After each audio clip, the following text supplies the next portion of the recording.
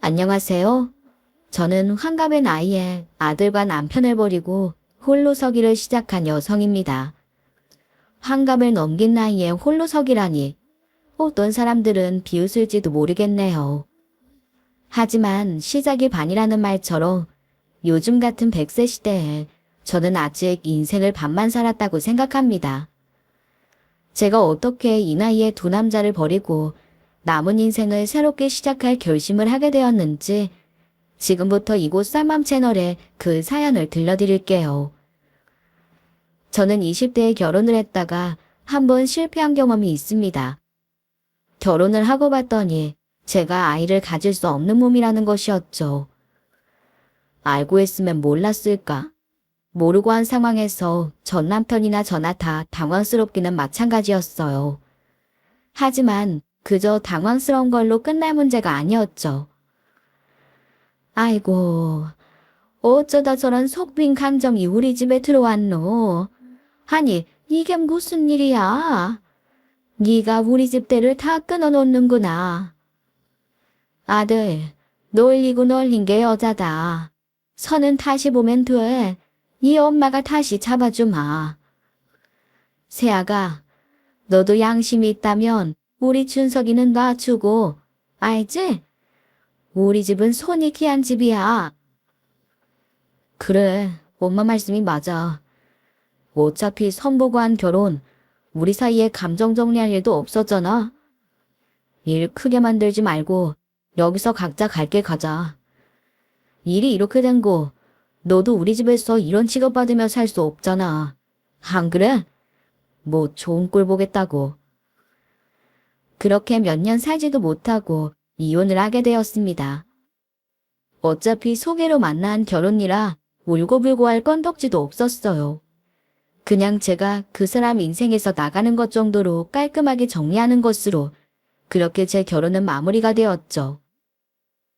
아무리 깔끔하게 갈라섰다지만 저도 여자인지라 한동안은 허한 마음을 안고 살았습니다.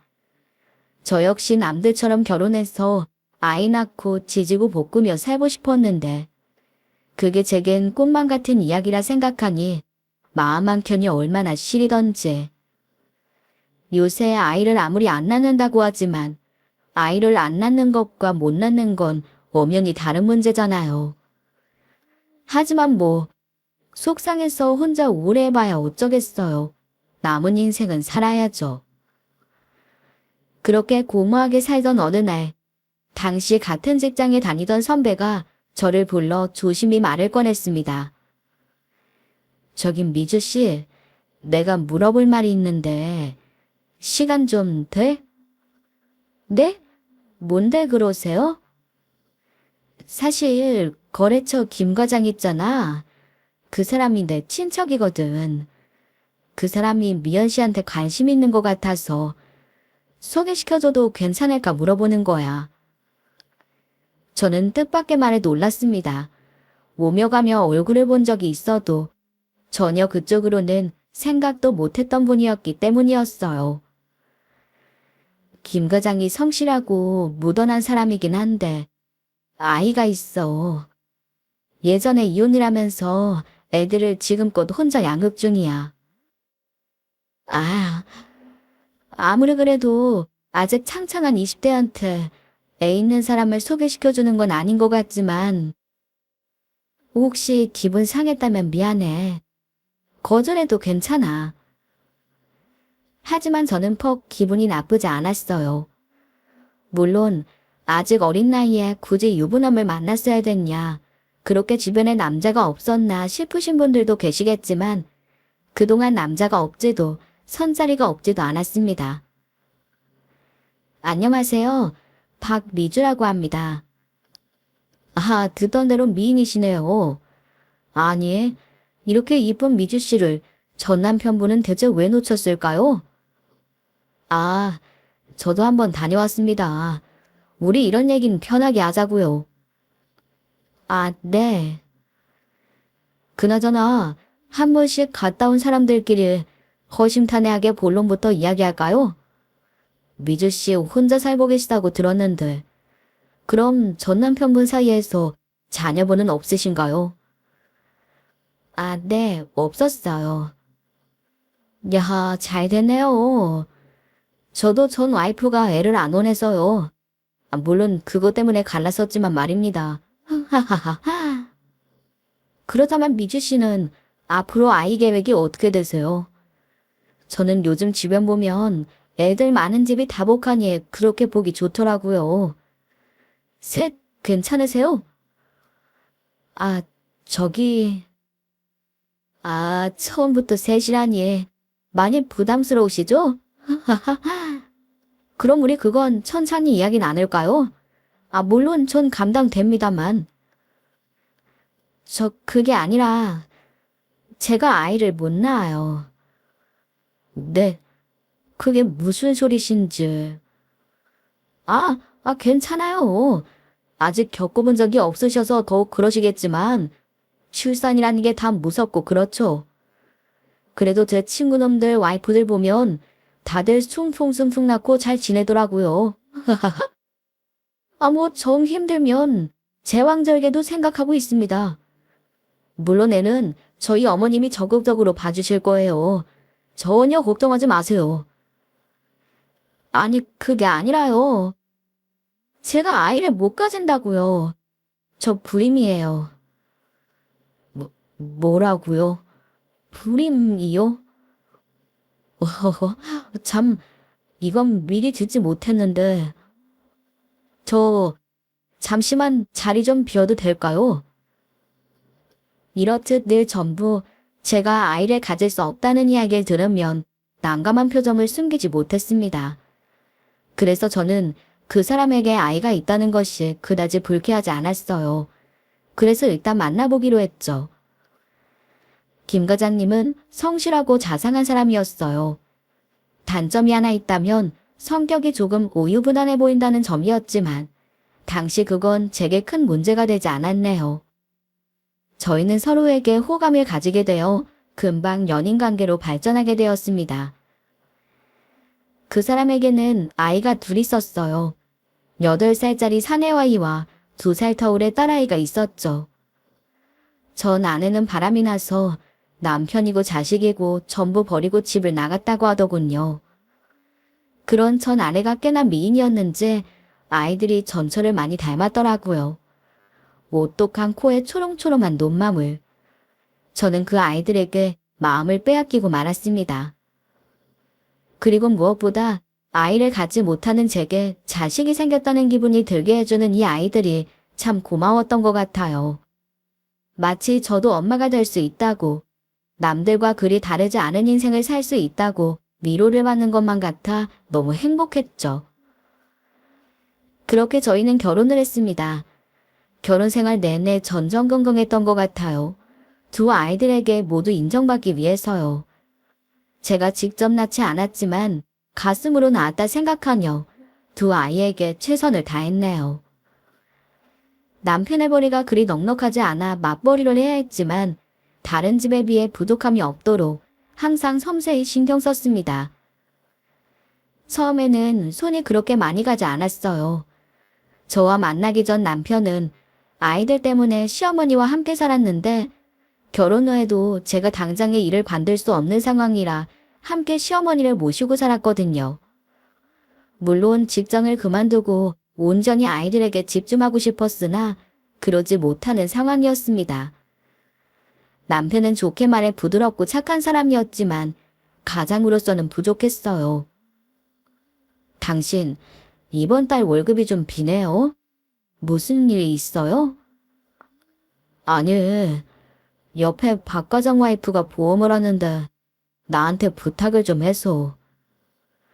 지난달에도 보험 하나 들지 않았어요? 근데 보험을 또 들었어요? 그때는 양 과장 와이프. 무리한 부탁을 거절하지 못해 금전적으로 손해를 보는 날도 많았고 빌려준 돈을 받지 못하거나 고증을 서서 돈을 떼이는 일도 허다했죠. 한마디로 경제적 능력이 없었습니다. 아니, 재혼을 할 거면 그냥 돈을 보고 하든가 아니면 적어도 비슷한 사람이랑 하지. 왜 능력 없고 애도 딸린 남자랑 결혼을 해서 이 고생을 해? 막말로 네가 벌어서 남의 자식 고이고이 키우는 것밖에 더하니? 아우, 진짜 왜 그러고 사는지 이해가 안 된다. 친구의 말이 속상하긴 했지만 어찌 보면 맞는 말이었죠. 하지만 괜찮았습니다. 나날이 커가는 아이들과 자상한 남편이라는 그 가정이 주는 안정감이 좋았거든요. 그리고 무엇보다 제 아이가 생겼다는 것, 그 부분이 제겐 엄청 컸던 것 같네요. 사는 게 뭐 별거냐며. 이렇게라도 내 아이들과 함께 그렇게 소박하지만 나름 행복하다 여겼지요. 물론 시어머니와 한 집에 산다는 것이 불편한 점도 있고 간혹 시집살이 아닌 시집살이처럼 느끼는 일도 있었지만 그것도 얼마 가지 않았습니다. 처음에는 내가 애들을 데리고 나가 살아야 하나 고민을 했어. 니들 새로 가정 꾸리고 나면 애들도 그렇고 나랑 사는 것도 불편할 테니까. 하지만 내가 오해를 했나 싶다. 솔직히 아직 젊고 직접 낳지도 않은 자식을 어떻게 키울까 싶었는데 세아가 정말 온 맘 다해 애들을 대하는 걸 내가 알겠더구나. 정말 고맙다. 지 새끼 버리고 집 나간 친엄마보다 네가 100배, 1000배는 나은 진짜 엄마다. 내가 이 은혜를 어떻게 다 갚을지 모르겠어. 아니에요, 어머님. 무슨 그런 소리를 하세요. 저는 남편도 남편이지만 우리 애들 보고 사는 게 더 커요. 제가 이렇게 열심히 사는 것도 열심히 돈을 버는 것도 다 우리 애들 잘 되라고 하는 건데 자식든 부모 마음은 다 똑같잖아요. 그러니 그런 생각 마세요. 오히려 제가 좀 더 편하게 모셔야 하는데 죄송해요. 저도 애들한테 더 신경 쓸게요. 시어머니는 저 말씀을 끝으로 얼마 못 가 세상을 떠나셨습니다. 남편이 늦은 나이에 어렵게 본 외동아들이라 그런지 안 그래도 연세가 많으셨거든요. 어머님 연세에 비해 너무 아이들을 어머님께만 맡긴 건 아닌가 돌이켜보며 얼마나 많은 반성을 했는지 모르겠습니다. 저도 결혼 생활에 있어서 많은 도움을 받았지만 엄마 없는 아이들도 시어머니를 많이 따라왔기 때문에 두 아이들 모두 상심이 꽤 컸었네요. 아줌마, 이제 저희 엄마도 없고 할머니도 없는 거예요? 그런 거예요? 죽음이라는 걸 아는 것인지 딸아이가 큰 눈망울에서 구슬 같은 눈물을 뚝뚝 흘리며 말하더군요. 아니야. 할머니도 민지 엄마도 하늘에서 민지 계속 지켜보실 거야.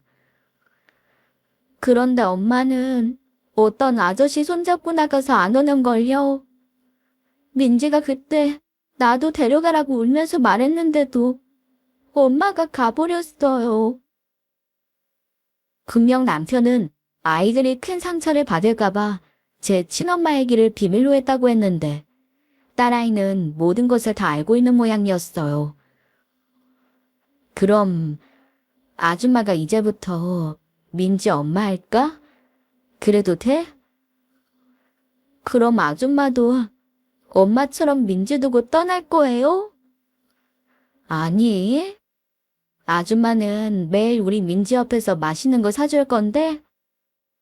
그런데 방금 아줌마한테 한 이야기에 오빠는 모르니까 오빠한테는 비밀로 하자. 네? 왜요? 오빠도 알면 안 돼요?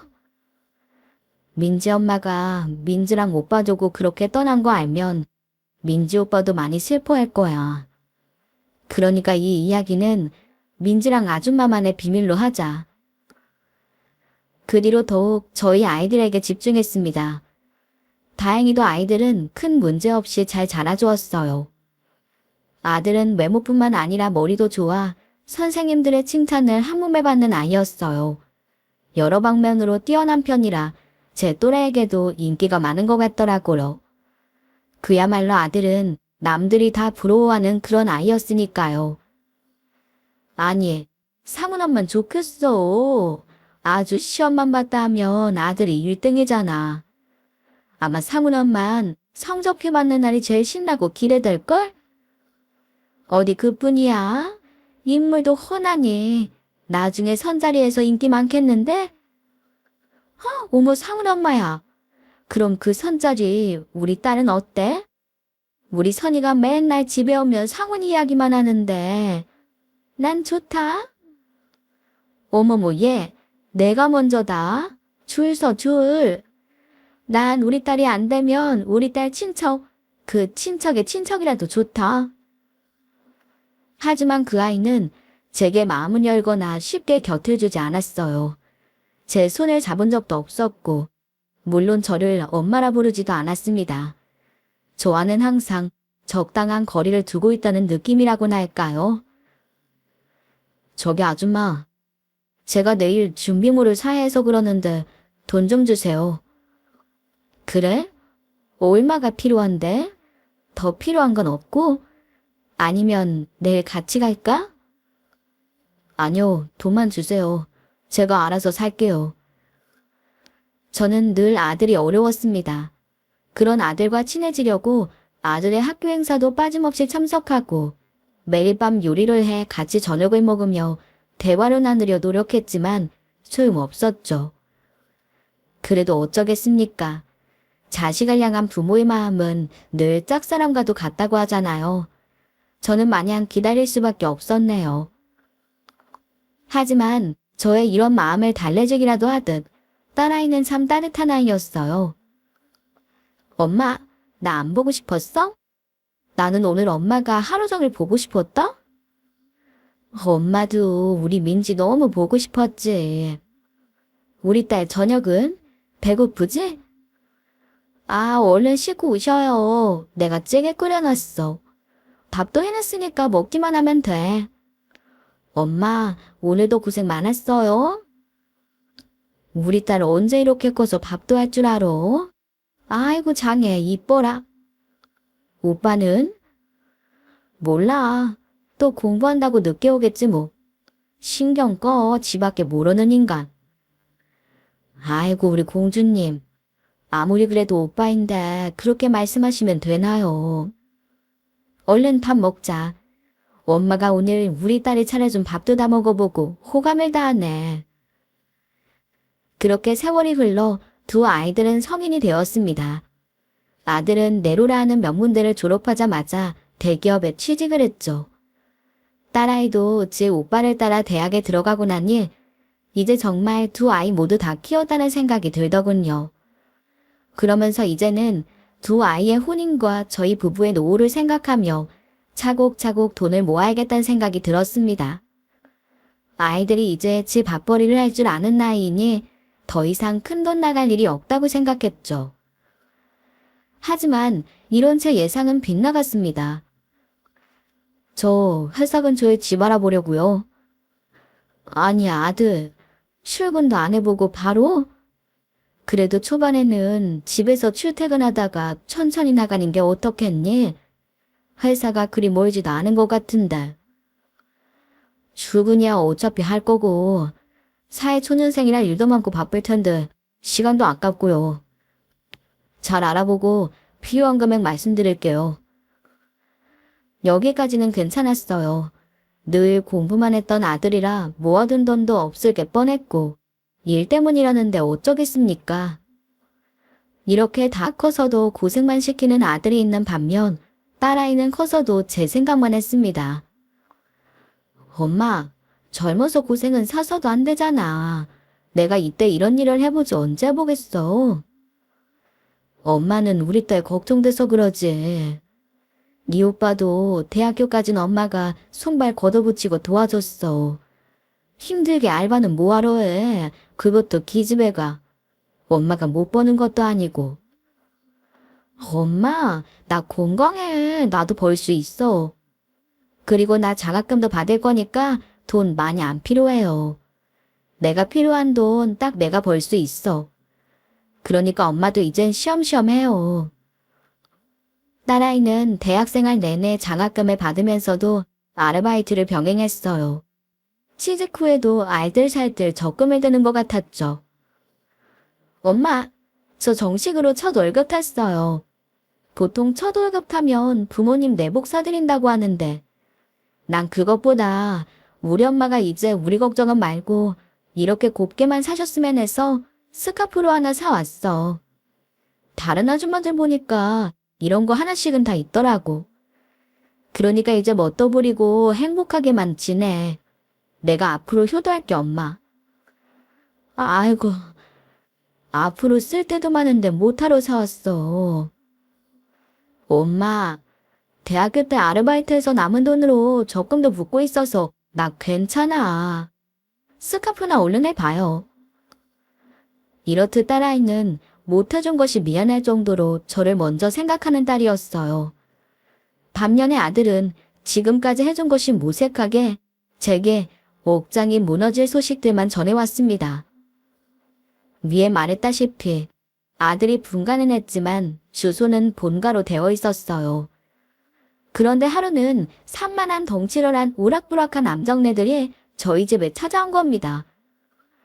어이, 김사문이 어디 있어? 김사문이 당장 안 튀어나와? 아휴, 왜들 그러세요? 우리 사문이는 왜 찾으시는데요? 김상훈이 이 자식을 노름한다고 우리한테 돈을 빌려놓고는 다음날부터 보이지도 않는다고.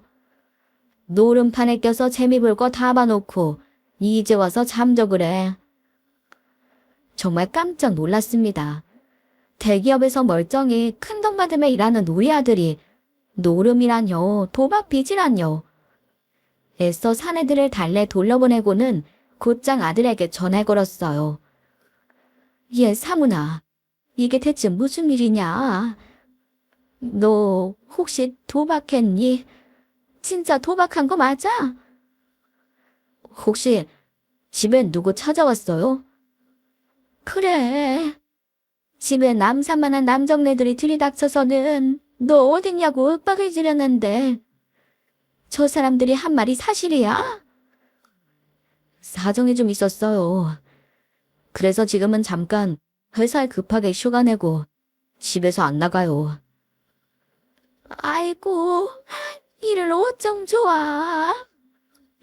네가 뭐가 아쉬워서 도박에 손을 대? 아, 그럼 그 돈 좀 대신 갚아주시던가요. 사내가 세상에 태어났으면 도박도 좀 해볼 수 있는 거지. 너, 내가 이번에 수습해주면 앞으로 절대 도박에 손 안 댄다고 약속해. 아니, 도박에 도자도 꺼내지 않겠다고 약속해. 알았으니까 그 돈 좀 해줘 봐요. 저 이렇게 햇빛도 못 보고 산 지 벌써 3일째라고요. 이대로 애지중지 키운 아들, 대기업도 관두고 방에서 썩었으면 좋겠어요. 결국 이번에도 저는 꼼짝없이 아들 빚을 대신 갚아내었습니다. 제가 뭐 별 수 있나요? 아들이 무려 3일 동안 회사도 안 나가고 햇빛도 못 보고 방에 틀어박혀 있다는데 그걸 가만히 지켜보고 있을 수만은 없지 않습니까? 그렇게 제가 대신 아들 도박빚을 갚아주고 당분간은 별일 없이 지냈습니다.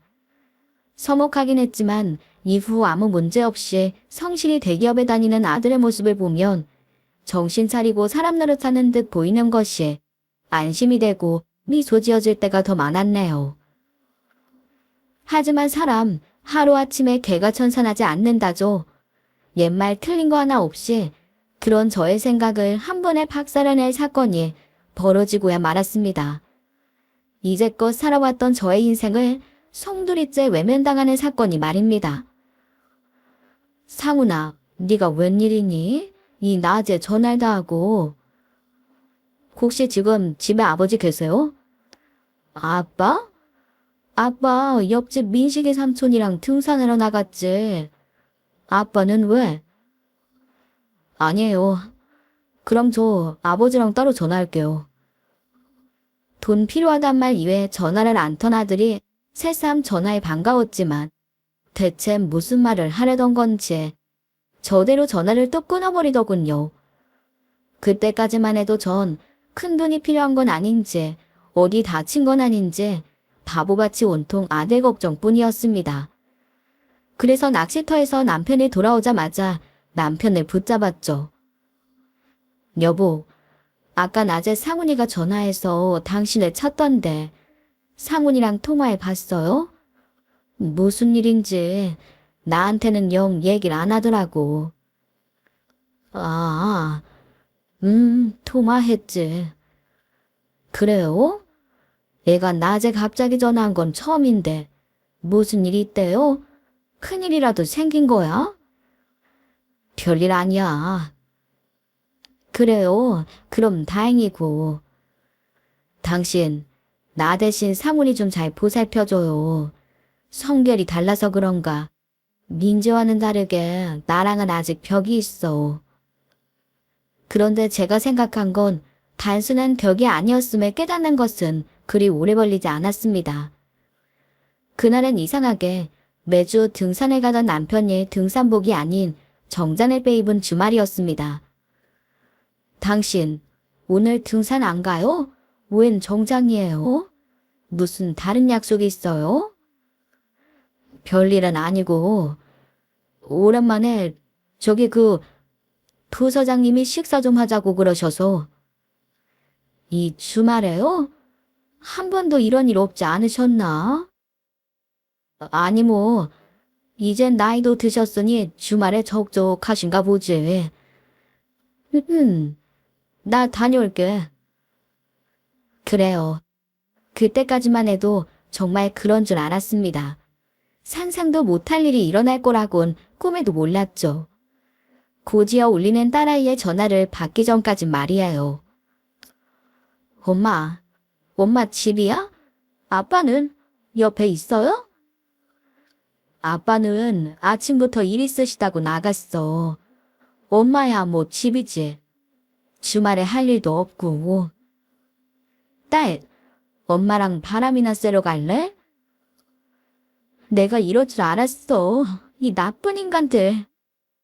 엄마, 지금 이게 문제가 아니야. 지금 당장 내가 알려준 곳으로 와. 빨리 급해.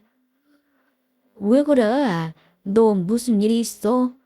무슨 일인데 그렇게 흥분해 있어? 일단 내가 만나서 다 설명할 테니 얼른 옷만 갈아입고 나와요. 알았지? 저는 늘 침착하기만 했던 딸아이의 말에 의아했지만 딸이 알려준 장소로 불이 났게 달려갔습니다.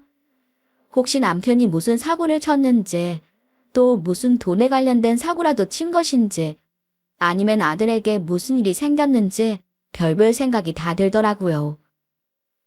그런데 딸이 알려준 장소는 아주 비싸 보이는 고급 레스토랑이었습니다. 막상 도착하니 입이 턱 벌어지면서 딸이 알려준 장소가 이곳이 맞나, 내가 여기에 들어가도 되나 망설이게 되더라고요. 그런데 그때 딸이 저를 불렀습니다. 엄마, 여기야, 나 여기 있어. 오, 민지야, 여기가 어디냐? 갑자기 무슨 일인데 그래? 아, 그게, 아. 잠시 망설이던 딸의 인해 한 이야기는 정말 충격적이었습니다. 엄마, 놀라지 말고 들어. 지난주에 갑자기 오빠한테 전화가 왔는데 이번 주말에 뭐 하냐고 묻더라고. 그래서 아직 일정 없다고 하니까 무조건 시간 비워놓으라고 막무가내로 이야기하더니 전화를 끊는 거야. 뭐? 지난 주말? 지난 주말이면 나한테도 전화 왔었다. 근데 나한텐 별말 안 하고 네 아빠만 찾더니 끊었는데? 역시 엄마한테 말 안 했네. 김상훈 이 인간, 이게 사람이야. 왜 무슨 일인데 그러니? 엄마 더 애 태우지 말고 속 시원하게 얘기 좀 해봐. 아니, 나도 오늘에서야 알았어. 어제 저녁에 시간 비워놨냐며 확인 전화 오길래 시간 비워놨다고 하니까 또 끊더니 이 장소가 적힌 문자 한 통을 띡 보내더라. 그리고 오늘 아침에 팔리게 입고 오지 말라는 문자 한 통 더 와 있길래 도대체 무슨 일이냐고 했더니 뭐라는 줄 알아? 그네 자기 상견례한대. 내 참 어이가 없어서. 상견례? 네 오빠가 말이야? 근데 뭔가 이상하더라고. 누가 가족들한테 상견례를 이따위로 알려? 그래서 내가 엄마는 아냐고 물어봤지. 아니나 다를까 이 인간 엄마 모르게 하려고. 이 나쁜 새끼. 저는 들으면서도 이게 대체 무슨 소린가 싶었습니다. 결혼이라니 상견례라니. 내 아들이 평생을 바쳐 키운 내 아들이 저 모르게 결혼을 준비하고 상견례를 한다니요. 농담하지 말라고 웃어버리고 싶었지만 딸의 표정이나 말투를 보니 그럴 수가 없었네요. 저는 후들거리는 다리에 겨우 힘을 주고 딸의 뒤를 따라 들어갔습니다. 그런데 충격적인 일은 그게 끝이 아니었어요. 딸아이가 식당 문을 확 열어 제낀 순간 날 기다리고 있던 상상도 못한 인물의 정체에 저는 그만 그 자리에서 이성을 잃고 말았네요. 당신 부사장님이 당신 옆에 앉은 저 여자야. 아니, 당신이 여기는 어떻게? 저는 한눈에 그 여자를 알아볼 수 있었습니다. 아들의 친모이자 남편의 전처를 제가 왜 기억하지 못하겠습니까? 언젠가 본 적이 있습니다. 아들의 방을 청소할 때 발견한 사진 속 그 여자. 아들과 똑 닮은 그 여자. 세월이 흘렀지만 야속하게도 아직 곱더군요. 아니, 어쩌면 그 자리에 앉아 있어서 더욱 그래 보였을지도 모르겠습니다. 원래 제자리를 찾은 듯한 저 평온한 얼굴. 저는 그 여자가 너무 미웠습니다. 또 여지껏 저렇게 살아있는 것이 원망스러웠죠. 그래서 화살을 그 여자에게 돌리듯 그 여자를 노려보았어요. 하지만 그런 저를 예비사돈 앞에서 두 번 죽이는 건 제 아들놈이었습니다. 아니, 이게 무슨 일입니까? 누구신데 갑자기 들어오시는 거죠? 아버님? 아무 일도 아니에요. 저분은 오랫동안 저희 집 살림봐주시는 분인데. 아주머니, 여기가 어디라고 오세요? 빨리 돌아가세요. 상대편 아버지로 보이는 사람이 제 얼굴을 보며 묻자 아들이 벌떡 일어나더니 소리쳤습니다. 참 티가 찼어요. 뭐, 아주머니? 내가 진짜 너희 집 가정부니? 응? 그래. 아, 진짜. 아, 일단 돌아가시라니까요. 저기요, 웨이터. 빨리 이분 모시고 나가주세요. 저희 일은 아니에요. 빨리요. 아들의 말을 들은 웨이터들이 제 양팔을 잡더군요. 안간힘을 썼지만 성인 남자의 힘을 감당하기엔 턱없이 부족했습니다. 아니, 지금 생각해보면 진짜 부족했던 건 힘이 아니라 자신감이지 않았을까 싶네요. 네. 지금껏 키워온 아들에게 당한 이 배신감, 그것이 저를 한없이 작게 만들었습니다. 지금껏 제가 있을 곳은 이곳이 아니었나. 지금도 제가 있을 곳은 이곳이 아닌 건가. 나만 빠져주면 평화롭지 않았을까 생각하며 꼼짝없이 끌려나가던 그때였죠. 지금 우리 엄마한테 뭐 하는 짓이야? 당장 그 손 안 떼? 제 딸이었습니다. 딸은 씩씩대며 걸어가더니 제 오빠의 뺨을 털썩하고 대차게 갈기더군요. 야, 김상훈, 네가 사람이야. 어떻게 그동안 우릴 위해 평생을 고생한 엄마 대신 저 여자를 상견례 자리에 앉혀. 네가 제정신이야? 진짜 너 같은 인간이 내 오빠라는 게 수치스럽다. 민지야, 우리 일단 나가서 이야기하자. 여기 네 오빠 사돈 될 분들이셔. 여기 우리만 있는 게 아니니 이러지 말고. 나요, 아빠. 아빠도 그래. 아빠도 똑같아. 오빠가 이런 미친 생각을 했다고 쳐. 그럼 아빠가 말려야 되는 거 아니에요? 어떻게 엄마한테 이러실 수가 있으세요? 그 엄마가 그동안 어떻게 살았는데. 엄마, 내 딸린 유부남한테 시집 와서도 하루도 편하게 못 쉬었어. 그게 누구 때문인데? 그런데 어떻게 아빠가 저 여자를 다시 불러요? 어떻게 오빠가 저 여자를 엄마 자리에 앉혀? 그리고 당신이 무슨 낯짝으로 여길 와? 아들이 뺨을 붙들고 벙쪄 있자 남편이 흥분한 딸을 막아서더군요. 그리고 곧이어 뒤늦게 정신을 차린 아들이 남편과 합세 딸을 막아서기 시작했습니다. 야, 김민지, 너 조용히 안 해? 지금 여기가 어디라고 행패야? 정신 나갔어? 아, 저 아줌마도 네가 불렀지? 내가 이럴까봐 비밀로 한 건데, 너 진짜 행패. 야, 김상훈, 너나 정신 똑바로 차려. 넌 모르지? 저 여자가 무슨 짓을 했는지. 저 여자 우리 버리고 집 나간 여자야. 그것도 다른 남자랑 눈 맞아서. 알아. 아빠, 저 여자 아빠 친구랑 바람 폈잖아. 그 아저씨 아빠 친구였잖아. 나 다 알아. 아빠 통장까지 다 들고 나가서 아빠 엄청 고생했잖아. 그런데 그러고도 저 여자를 불러 여기 앉힌 거예요? 아빠 정말 제정신이야. 야, 그걸 네가 어떻게 알아? 저 아줌마가 그리 말하든? 아니, 내가 다 봤으니까. 왜? 내가 모를 줄 알았어? 툭 하면 집에 그 아저씨 불러서 쪽쪽거리더니 그 남자 손잡고 집 나간 거. 감히 당신이야말로 여기가 어디라고 얼굴을 들밀어. 그러니까 그렇게 생각 없이 우울해버리고 쉽게 집 나갔지. 뭐라고? 김민지, 너 그게 사실이야? 사실인지 아닌지는 네가 엄마 대신 앉혀놓은 저 여자한테 묻고. 우리 엄만 내가 이 얘기 알고 있다니까 나 꼭 안아주면서 너는 알고 있냐더라. 너 모르면 너한테 비밀로 하라고. 그게 우리 엄마야. 알아 이 미친놈아. 네가 지금 무슨 짓을 한지 이제 좀 감이 오니? 그리고 네가 아무리 이 얘기를 몰라도 그렇지. 어떻게 우리 엄마한테 이럴 수가 있는데. 그동안 엄마가 우리한테 어떻게 했는데. 우리 엄마 평생을 낳지도 않은 우리를 위해 헌신하신 분이야. 짐승도 은혜는 갚는다는데 네가 어떻게 그래?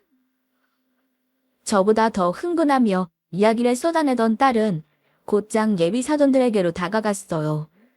그리고 다시 한번 똑부러지게 이렇게 말하더군요. 죄송합니다. 저는 김민지라고 합니다. 지금 이 상황이 많이 당황스러우실 텐데요. 보시는 그대로입니다. 저희 아빠 옆에 앉아있는 저 아줌마. 저 여자가 몇십 년 전에 이지감치 바람나서 집 나간 친엄마고요. 여기 제 손잡고 계신 이분이 저희를 사랑으로 키워주신 엄마입니다. 아무리 피는 못 속인다고 하지만 저 오빠라는 놈이 이런 금수만도 못한 놈일 줄은 꿈에도 몰랐네요. 이런 사위도 괜찮으시다면 데려가세요. 하지만 아마 저와 저희 엄마는 얼굴 뵙는 게 이곳이 마지막이지 않을까 싶습니다. 그리고 저기 저 여자. 듣기로는 그때 아빠가 모아두었던 적금이며 전세 보증금까지 전부 가지고 나갔다고 하더라고요. 어때요? 그 사위의 그 시모겠네요. 행복하세요. 자네 입으로 직접 대답해보게. 지금 이 이야기가 전부 사실인가? 아버님, 그게 다 사정이 있어서. 아들의 말이 끝나기도 전에 예비사도는 자리에서 일어나시더군요. 가자. 더 들을 것도 없다. 이 결혼은 없던 일로 하지. 내가 학벌이나 체력 보고 결혼시켰으면 자네님이 여기 없었어. 난 자네한테 내 딸 줄 생각 초도 없네. 예, 당장 안 일어나고 뭐해. 아빠. 제가 좀 충격을 받았어요. 야, 너 어쩜 이럴 수가 있니? 네가 사람이야? 지 부모도 공경할 줄 모르는데 어디 우리 엄마 아빠가 눈에 들어오겠어? 나중에 우리 엄마 아빠 어디 아프기라도 하면 우리 부모님도 매몰차게 대할 거라고 생각하니 정말 끔찍하다 끔찍해. 다신 나한테 연락하지 마. 정말 소름 끼치니까. 저기요. 제발 내 이야기 좀 들어봐. 응? 장인어른 잠시만요. 제가 다 설명드리겠습니다. 더는 들을 가치도 없네. 어서들 따라 나와. 그렇게 예비 사돈내매가 자리를 벗어나자 딸아이는 기다렸다는 듯 남편과 아들을 향해 이렇게 말했습니다. 아빠, 나 아빠 엄마 이혼시킬 거야. 오빠도 오빠인데 아빠도 진짜 너무한다. 오늘 일은 그동안의 엄마 인생을 부정한 거야. 둘 다 알고 있어요. 어떻게 이 중요한 자리에 아직도 기가 막혀서 말이 안 나온다. 둘 다 집 들어올 생각하지 말아요. 연락도 하지 말고.